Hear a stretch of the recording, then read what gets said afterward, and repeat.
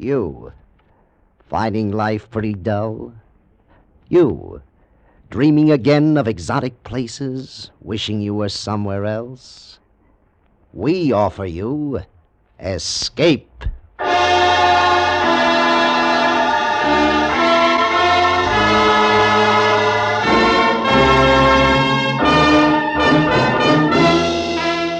Escape, designed to free you from the four walls of today for a half hour of high adventure. Escape with us now to a ship on the high seas and a cargo of mutinous criminals, as Western Martyr tells it in his gripping story, A Sleeping Draught.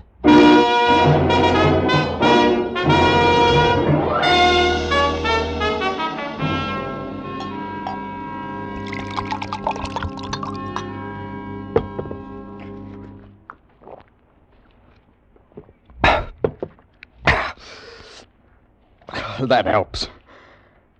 But it's like I say, you can't forget. You can never forget. It's at night that you think about it, with the water outside rushing past the hull. That's when you think, then it can never be the same. You can't trust anybody. Never. Not a soul. I can tell you, you just can't trust them. Not even yourself.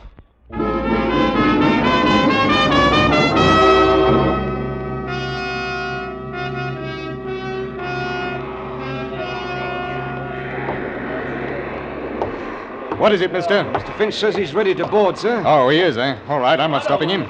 Sir? Yeah? He insists on bringing them aboard one at a time. What? Does he think I'm going to miss the tide? There's over 400 of them. It'll take hours. Well, that's what I said, sir, but... I'm captain of this blasted hulk. What she is, but I'll not be told by a slum-gullion landsman what to do. Mr. Finch! Come aboard, if you please! I'm sorry, sir. I should have resigned. Stinking, filthy, poor devil cargo. Everything I cockalorum, Captain? No, everything is not high cockalorum. What in blazes do you mean ordering my mate about? No offence intended. None taken, I hope. I want those scurvy wretches aboard now. All of them. You put them below and we'll weigh anchor. One at a time, sir. One at a time. We got to search them. Why didn't you do that before you took them out of jail? There's many a slip, Captain, if you know what I mean. You'd be surprised what those swine can pick up between jail and the docks. It ain't safe. Now, we got to search them, one at a time, and that's a fact. You let me handle this, Captain. It ain't no ordinary cargo, you know. They're murdering devils. Every last one of them. The convicts came aboard, one by one. I watched them. They were going from London to a land they'd never seen. A colony at Boreham, Australia. 400. The sweepings and scrapings sorted out from the muck of the jails, with Finch in charge of them. Oh, I've carried dirty cargoes. Dye wood, for instance, crawling with scorpions and spiders, not to mention snakes. And then there's cattle. But this, weeks and months at sea with a human cargo who'd as soon cut your throat as spit. And what made it worse was, I felt sorry for the poor beggars.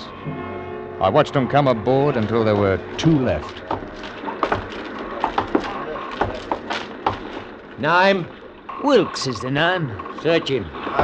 Take your bleeding hands off me. I ain't got nothing. I just stole my last farthing. Shut your jaw! That's enough, Finch. I won't have the cat used on my ship. I'll get enough of it where they're going. You're a trusting soul, you are, Captain. How would you like that between your ribs? A touch of the cat's a lot better than letting the swine bring a knife aboard, eh? Take 'em below. I said, all right. I don't know how they do it. Help me, I don't. You got to watch for them knives. Next! Right. Ooh, he is a terror. Look at the size of him. Dangerous swine. 3 murders in Australia. Escaped. He's in for it when he gets back. Name? Abbey. Jonathan Abbey. Abbey. Well, a gentleman in chains. I'm sorry, your worship. Forgive us for daring to lay hands on your highness. I'm sure as how you've been wrongly accused. That's enough, Finch. Search him. Then take him below. I want Mr. Jonathan Abbey shackled. He's a prize. We mustn't let anything happen to him.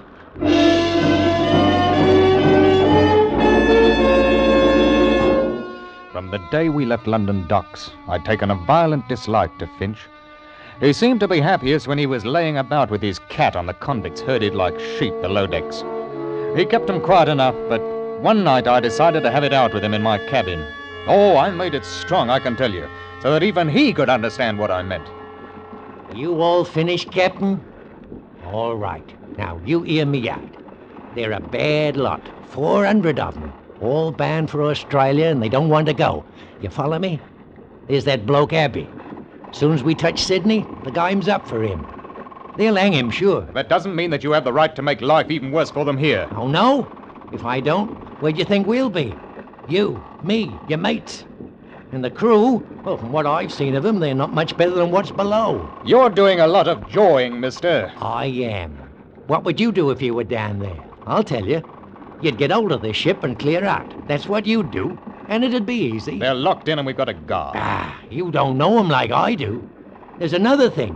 When I searched 'em, there was 1 to 5 sovereigns stowed away on every man, earned or stolen. That'll come to over £1,000 by my figures. They're entitled to that money.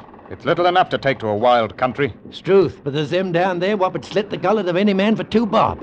And you asked me to be dainty with them. That's the way he talked to me. You know, I can tell you I didn't feel easy anymore. I did something I hadn't done for a long time. I brought 2 pistols out from ship's stores and kept them under my pillow.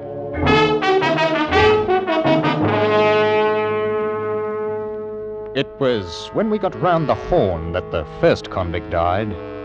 From scurvy. We had to put him over the side, of course, and there was a lot of grousing. I went down to the hold with Finch. It was hot and stinking. Now, you let me talk to them, Captain. I'll put it to rights. You tell them it couldn't be helped. Now, don't you mind. I'll tell them. Blimey, here comes old Bloody Paul. Oi, Finch! Did you steal the clothes off the poor beggar's back before you threw them in? Men! Man, we ain't men, Daddy. We're dogs, haven't you? Why did you wait to bury poor old Smithy in the ground instead of chucking him in the sea? All right, all right, all right. We've got another 2 or 3 weeks before we reach land. I'll make a bargain with you. The next one what dies, now that it's getting nice and hot, I'll leave him down there, and you can take care of him and mourn till we get to Australia.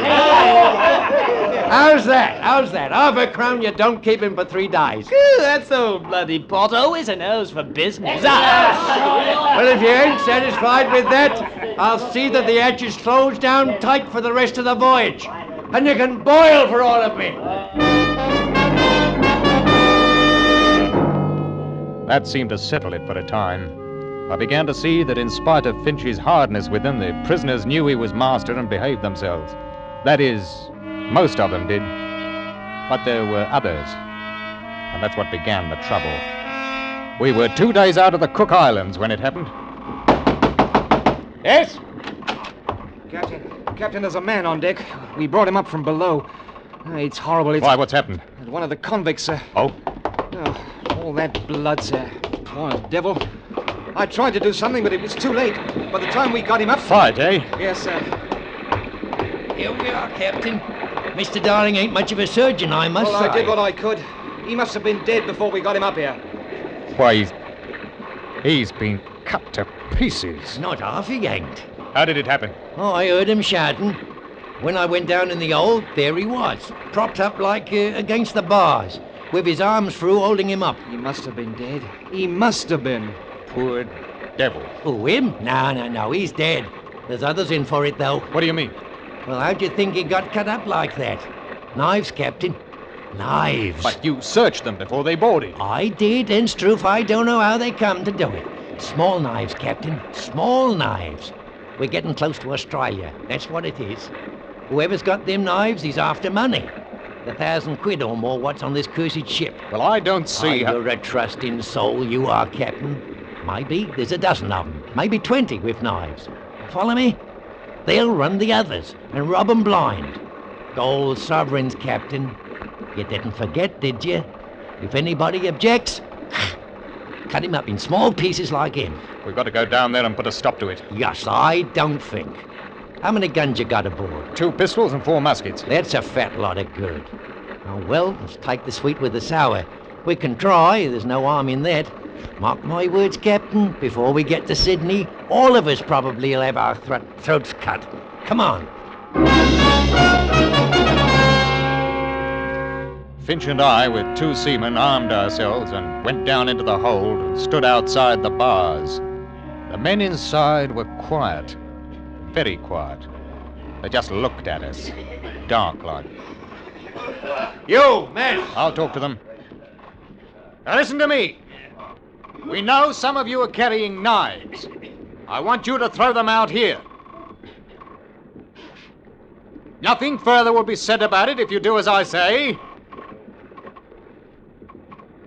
Well?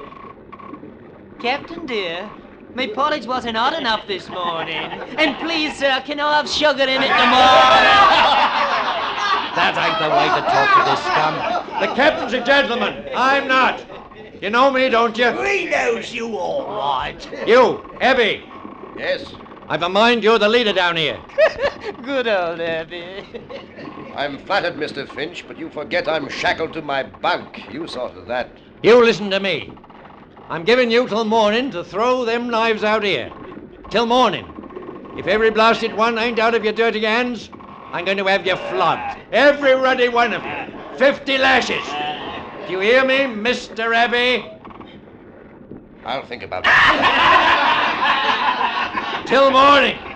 Then 50 lashes. You think about that, Mr. Abbey.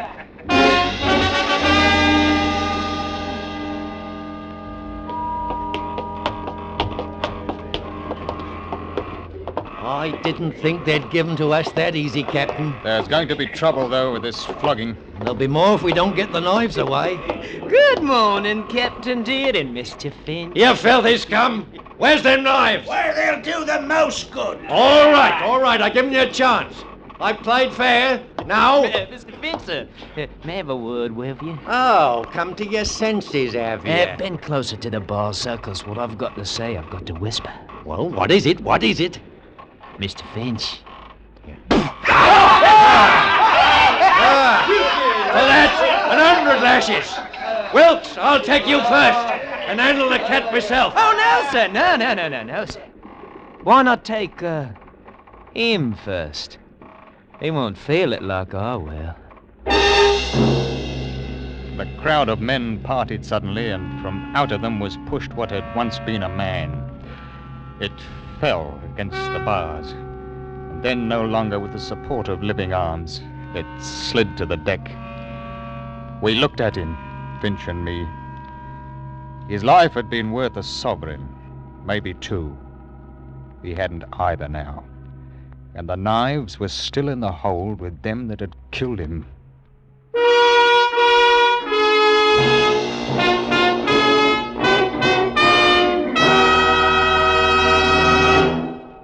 Tonight, some more of radio's greatest stars check in at CBS, the Star's address. The first you'll hear are Amos and Andy, who are going to be on hand with the Kingfish, Shorty the Barber, Algonquin J. Calhoun, and of course, Sapphire. Then, a little later, Red Skelton. With Joey Adams, Eve Arden, Jack Benny, and Corliss Archer already on hand, be sure you add Amos and Andy and Red Skelton to your Sunday night listening dates starting tonight over most of these same CBS stations. And now, we return you to Escape.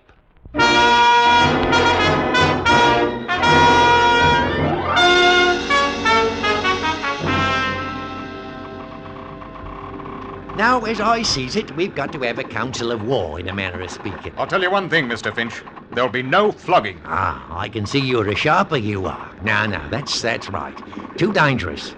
We ain't armed for it, and they're in a nasty mood. Now, we've got to be crafty, same as them. I wish we could spill the whole lot of them overside. Lose your contract for carrying them? Not bloody likely. Now, listen here. I'll get them knives. How? It's Abbey behind this. He tells them what's what. Get him out, and the others will come around. Mark my words. Are you going into the hole to get him? No, not yet. It wouldn't be safe now, not for nobody to go in there. But in 4 or 5 days, after we cut off their water and food, seal the hatch, you see what happens. They die. They'll die from the knives then. Which do you want? They'll be begging you to take the ruddy knives in 3 days. And if they don't? We tell them to hand over Abbey to us. But he's the one to blame for their misfortune. They'll do it. All right. If it's the only way, I'll give the order. But not just yet, Captain.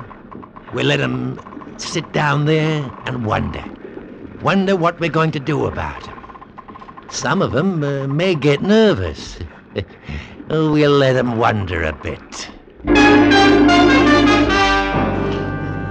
I didn't see Finch the rest of the day.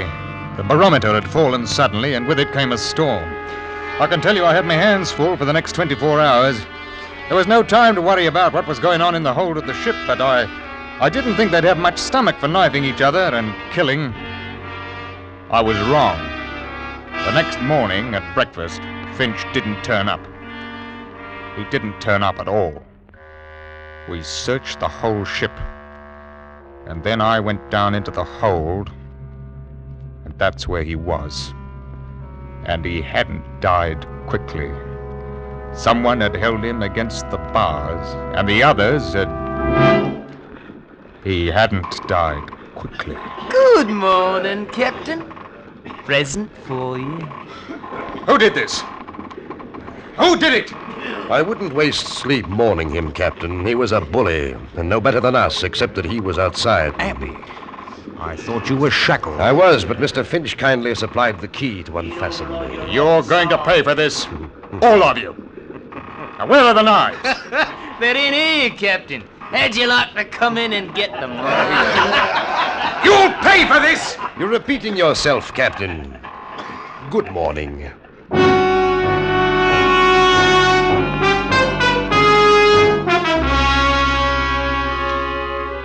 That blasted convict had dismissed me. Like I was a clerk in an office. And there wasn't anything I could do about it. With Finch out of the way, they knew I was an easy mark. It was the nights that got on my nerves. I could hear things happening. Lots of things. And it was awful. Those devils with the knives. And each morning we'd have to pull out 6 or a dozen, all cut about and bleeding. And most of them died. Those with the knives were getting money. Money they stole from the victims. I began to be afraid of my crewmen. One would take a bribe and let that murdering crowd out. I walked around with 2 pistols in my jacket all the time. And then, late one afternoon, something very bad happened. I was standing by the wheel. Captain! Yeah, here, bosun. He got outside. Got out? Who? The big one, Abbey. 2 of us were standing guard. We heard a scream. It was Abbey. Said he'd been stabbed. Benson here opened the grill to get him in. Abbey bashed him on the head and bolted. What about the others? I got the grill closed in time. They're safe enough. He must be somewhere on the ship, sir. Unless he went overboard. No, not that one. He's up to mischief. You take one of my pistols, mister. Aye, sir. You, bosun, pass out the muskets. I want every inch of this ship searched. If he puts up a fight, shoot him. Do you hear me? Shoot him!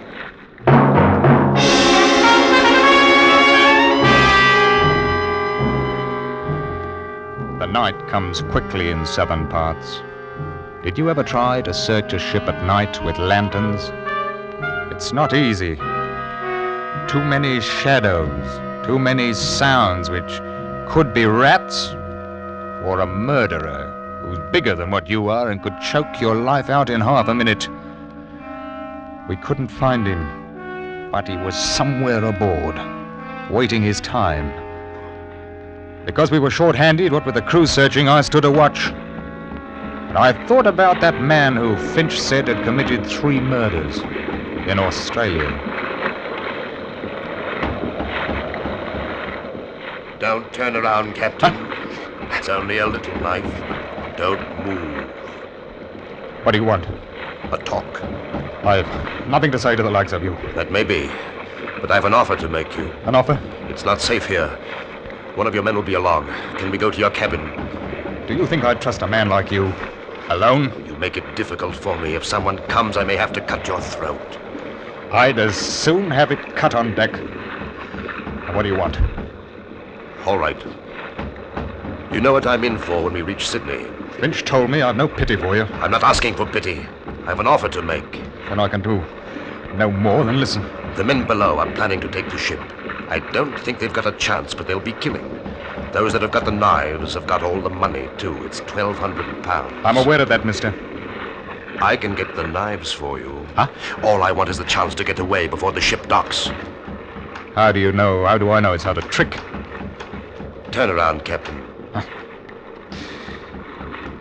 Here, my knife. Will that convince you? I'm unarmed. You must have a pistol. You can shoot me if you want. What makes you think that you can get the knives away from them? I can, that's all you need to know, but... But? Will you help me? How can I trust you? I don't know, Captain. Except that I think you do. I couldn't help you openly, you know that. You were put aboard as a murderer. You're in my charge, and it's my job to turn you over to the police as soon as we arrive. Then... But, well, if you could get the knives, though, I might be able to give you a chance to clear out. That's all I want, the chance. All right. I must have a pistol. What? A pistol. You take me for a fool. No, it's the only way to get the knives. I give you this pistol and you shoot me down? Not likely. Captain, if I'd wanted to do that, I'd have cut your throat 2 minutes ago. You're a murderer. I know. You can't have it. It's either them or your ship, and probably your life. Well? You talk like a gentleman, but suppose you want my pistol so that you can free them. You just have to trust me as I'd trust you to give me a chance to get away. Take it. Here. What about the guards below? They'll shoot. I'll take you down. Say I caught you. How do I get out again when I've got the knives? Send word that you want to see me. All right. Captain, I'm trusting you now. I want that chance to get away. We'll talk about it if you get the knives. I'll take you below now and come back tomorrow.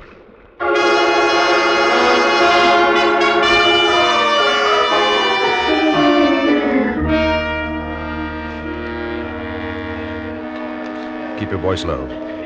They think I'm tricking you into making a bargain. They think I stole the pistols. I told them that I had to have the knives to make you believe that we wouldn't make trouble. I'd said that we'd take over the ship tonight. What do you want me to do? Leave me the key to the grill. I'll slip out tonight and bring you the knives. They'll want you to let them out, too. I won't. I'll lock it.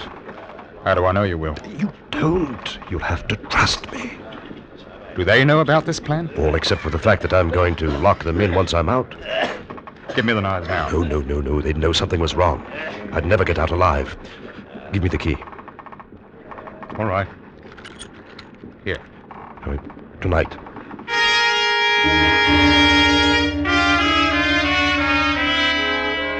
I waited.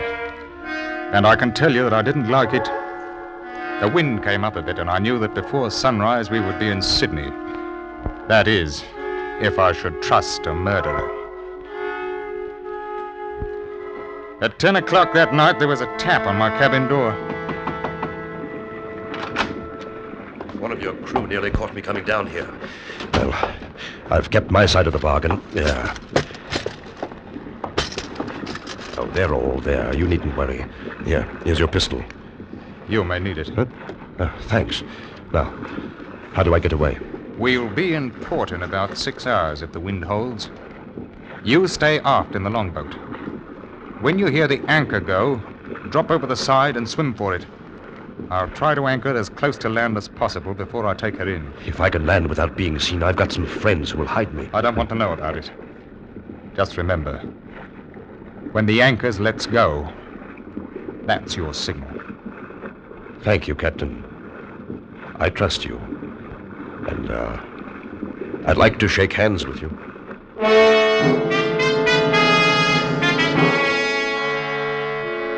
I took the hand of the murderer, and we shook hands like old friends.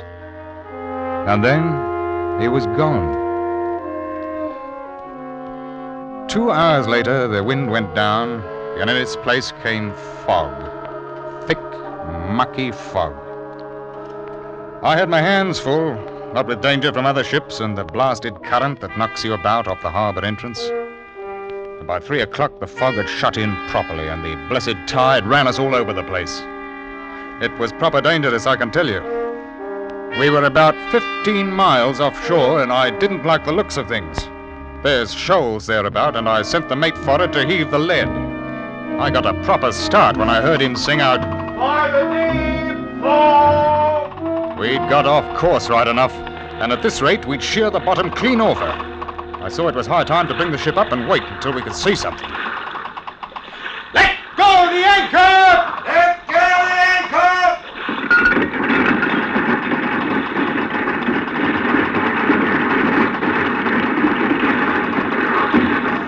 Give her 35 fathoms to the water's edge, bosun! Hard shot! None too soon, sir. She was shoaling fast. Blasted current must be making 5 knots out to sea. Listen to her. She's holding, sir! The anchor! The anchor! Abbey!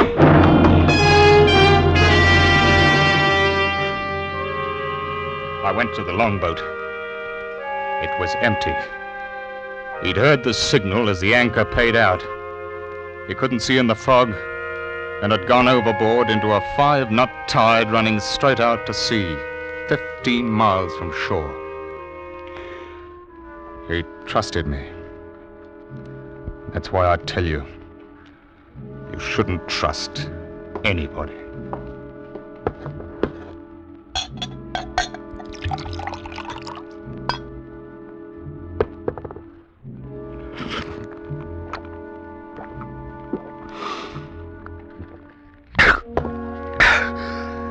Sometimes it's hard sleeping at night.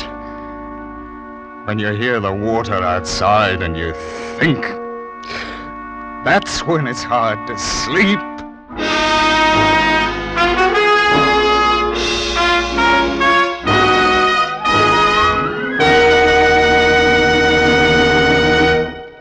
Escape is produced and directed by Norman MacDonald. Today we have brought you A Sleeping Draught by Weston Martyr, adapted for radio by Anthony Ellis, with Ben Wright starred as Captain Godfrey. Featured in the cast were John Dodsworth, Bruce Payne, Anthony Barrett, John Dehner, and Lou Krugman. Special music was arranged and played by Ivan Ditmars. Next week, escape with us to a train rushing through a European night, and a beautiful woman who demands your help, as Anthony Ellis tells it in his exciting story, Roulette.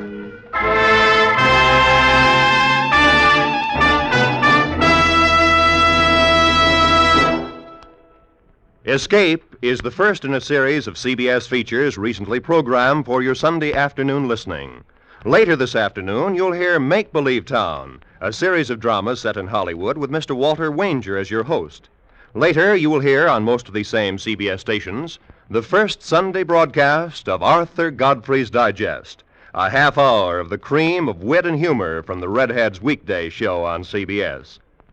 Earn Your Vacation also returns to CBS this Sunday afternoon, and starting next Sunday, Frank Sinatra checks in again at CBS, the Star's address, with his new hour-long radio program, so be sure to listen for Frank Sinatra. Stay tuned now for Make Believe Town with Mr. Walter Wanger as your host, which follows over many of these same stations. This is Roy Rowan speaking.